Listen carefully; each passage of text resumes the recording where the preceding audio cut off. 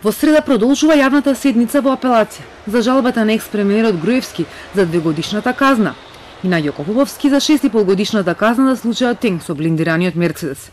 Планирано е судијата известител да ги представи писмените жалби на одбраната, но се остава можност и на самите обвинети адвокати лично да им се обратат на судиите со своите забелешки за пресудата. По ова, сите 5 судии можат истиот ден или некој нареден ден да се советуваат и да гласаат. Апелација може да ја укине пресудата и да ја врати на повторно судење, да ја промени или да ја потврди. Од тоа каква одлука ќе донесе апелација и дали ќе ги прифати приговорите на одбраната зависи дали делото е застарено уште во февруари или пак застарува во втората половина на октомври. Ако судиите одлучат да ја потврдат пресудата, со датумот на ваквата одлука се прекинува апсолутната застареност, објаснуваат судии за Телма. Според обвинението, действијата во Тенк се случувале во период од февруари 2012 до крајот на октомври 2012.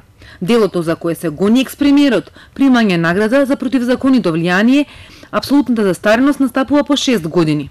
Различни правни толкувања има за тоа кога настапува застареноста.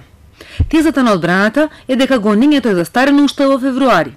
Велат дека екс-премиерот, според тврдењето на СЈО, делото го сторил во февруари 2012 со телефонски разговор со Јанкуловска за набавка на блиндирано возило и дека застареноста треба да се смета од тој датум. Спротивставените ставови сепак дека застареноста за гонење ќе се случи во втората половина на октомври, кога завршуваат действијата во обвинението, односно за помалку од 2 месеца. Неофицијално од СЈО пак сметаат дека не само што до застареност се уште не е дојдено, туку се надеваат дека тоа нема ни да се случи. Вчерашната јавна седница беше закажана во 9:30 утрото, но откако адвокатите на Груевски не се појавија, поради други судења, судиите решија да се држи седница и без нив. Но по серијата барања за изземање на судии и председателот на судот, почна седницата дури доцна попладнето со читање на првостепената пресуда и заврши околу 20 часот.